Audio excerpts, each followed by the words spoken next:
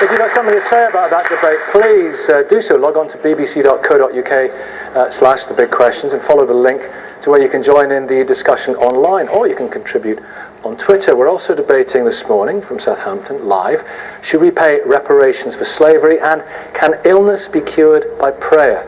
So get tweeting or emailing on those topics now, or send us any other ideas or thoughts you may have about the big questions.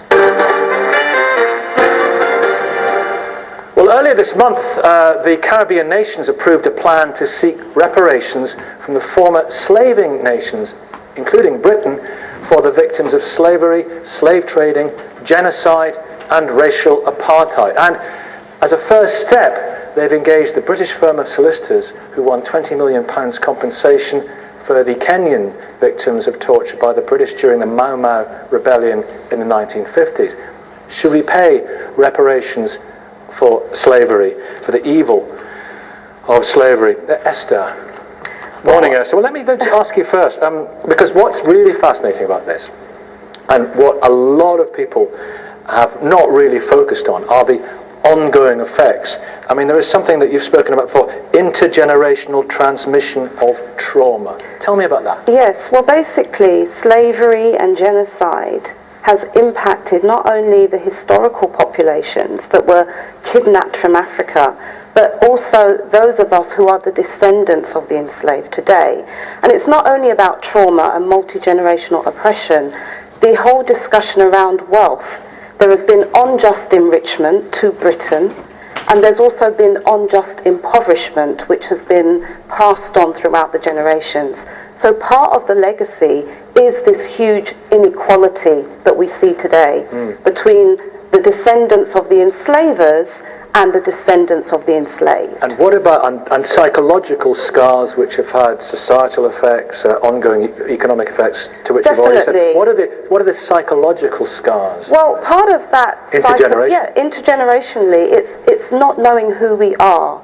It's a lack of connection. It's a lack of identity, a lack of nationhood, which is what makes us human beings, essentially. It's not being rooted.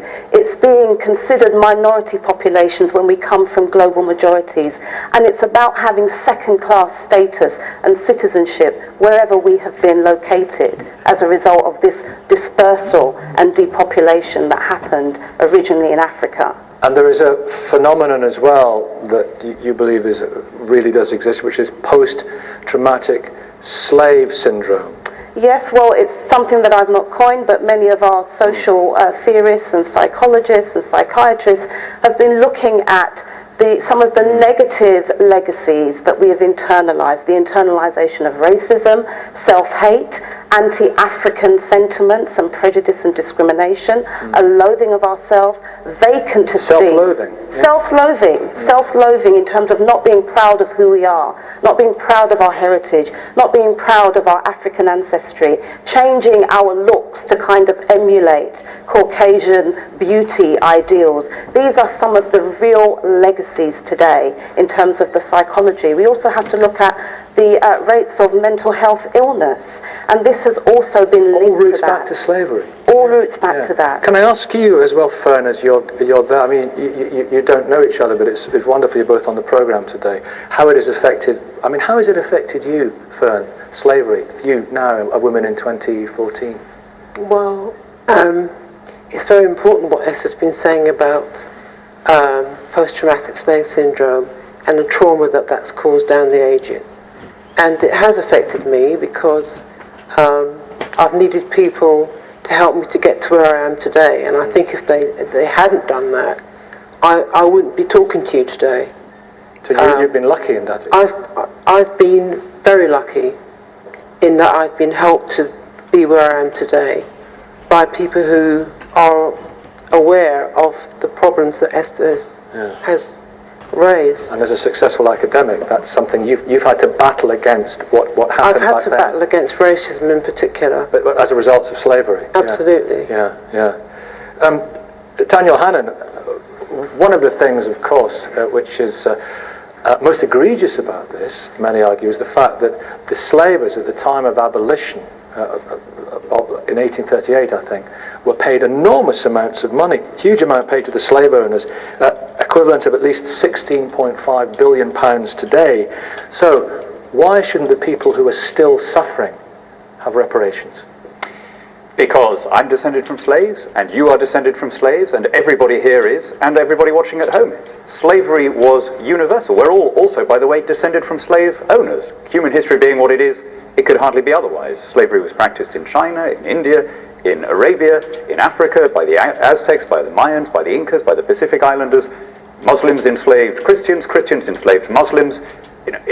And therefore, if you're looking at paying reparations, anyone whom you choose to pay is statistically certain to be descended both from the owners and the owned. There were 3,000 black slave owners in the US on the eve of the Civil War. We are, if you like, all in this together. And it's therefore very difficult now to look at a population. I'm not talking about continuing slavery, which is a huge issue and where we could be doing a great deal.